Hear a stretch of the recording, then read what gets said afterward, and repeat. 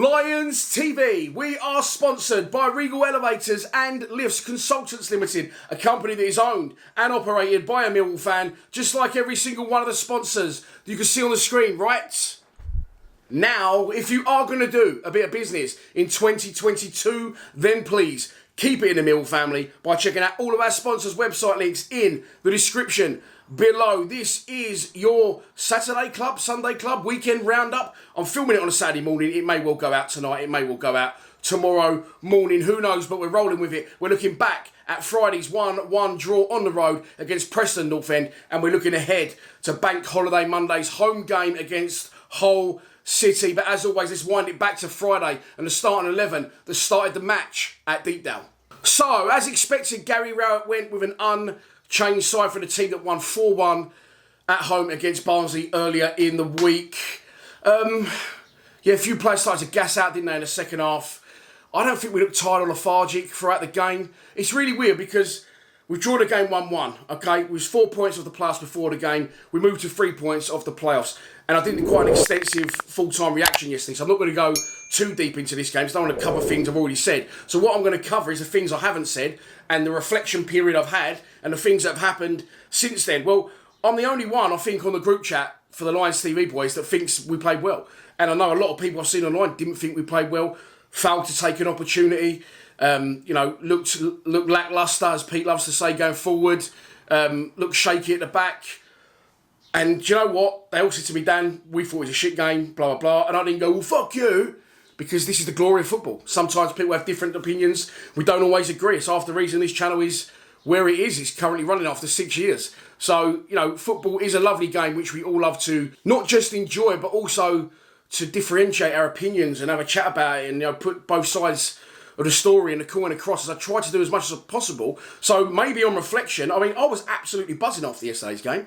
And I put that down to me just commentating non-stop, end-to-end in the live stream. Everyone in the live stream seemed to enjoy it as well. So maybe I fed off, people buzzing in the live stream. But it was an end-to-end game, brilliant. I don't think either side was that bad defensively. I just thought both sides were very good coming forward. Sometimes you come up against a good player, like their number 11, whose name I still don't know. Is it Johnson, I think he might be?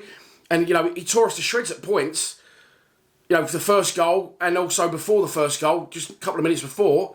He was finding joy in his game, and he's a professional footballer. And at times that will happen. And I love Danny Max to death, but off the back of probably his best ever game for Mill, I thought that was one of his worst, if I'm honest. But you all know that. Murray Wallace, great goal, but scores an own goal. I think Burke was brilliant against Barnsley. I don't feel he was as effective in this game, but he gassed out a little bit.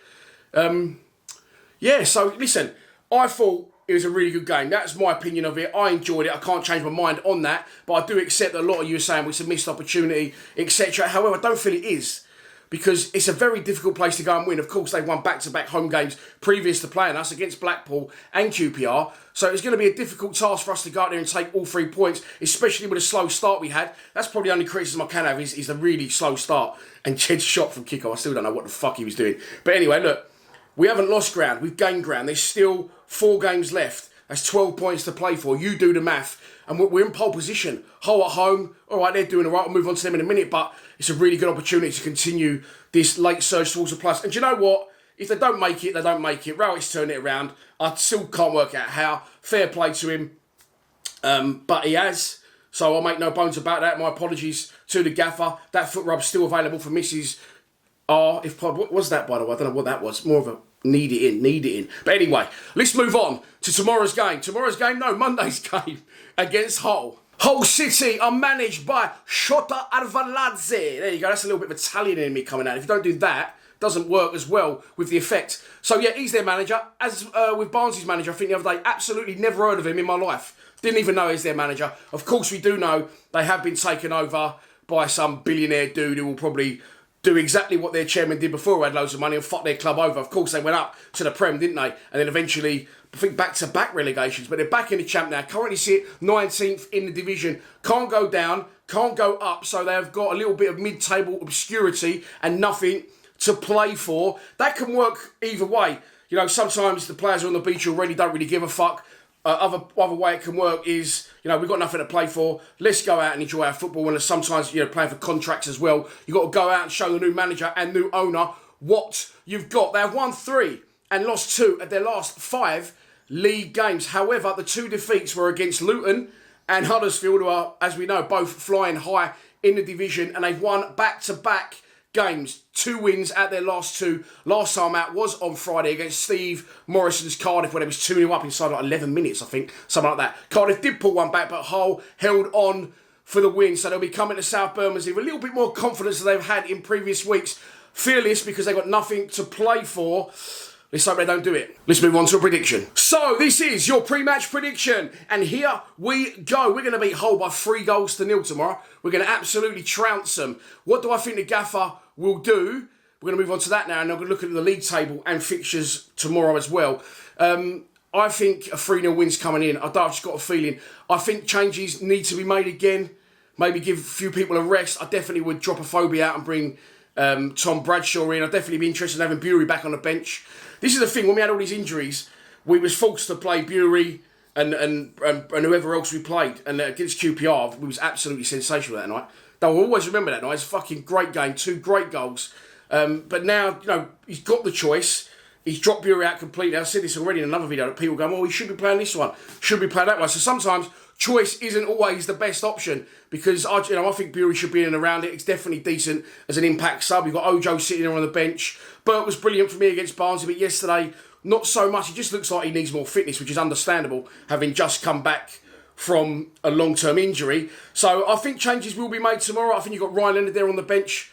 And I love Billy Mitchell, who's played 30-something straight games now. So it could be an idea to maybe completely switch the midfield up and bring in Leonard and bring in Saville. I don't know.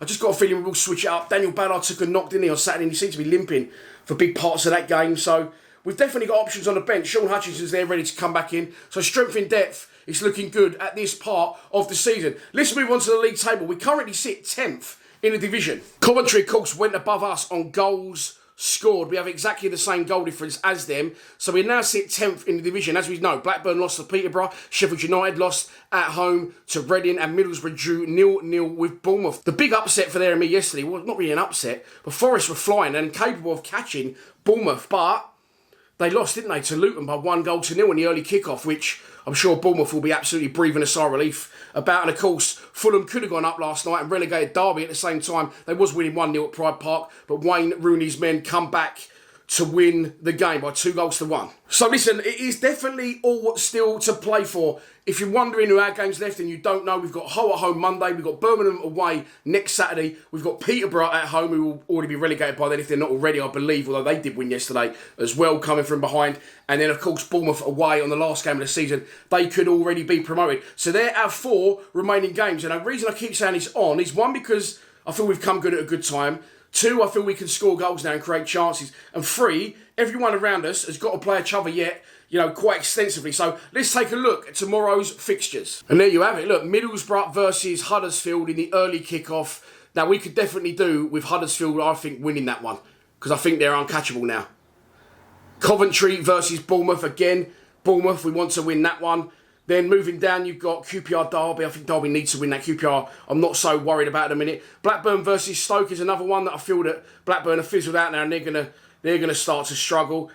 And then Bristol City is the late kickoff at home against Sheffield United. They're starting to falter a little bit.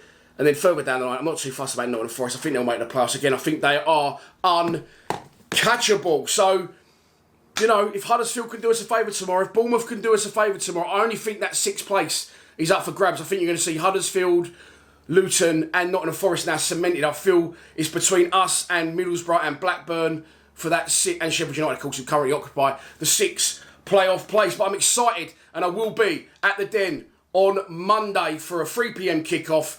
Try and get down there if you can. If you can't, then of course we will be live streaming from around 2:45 for the penultimate home game of the season. Can't wait to see you there. Hopefully the sun is still shining. Please subscribe to Lions TV. Enjoy the rest of your bank holiday weekend, everyone.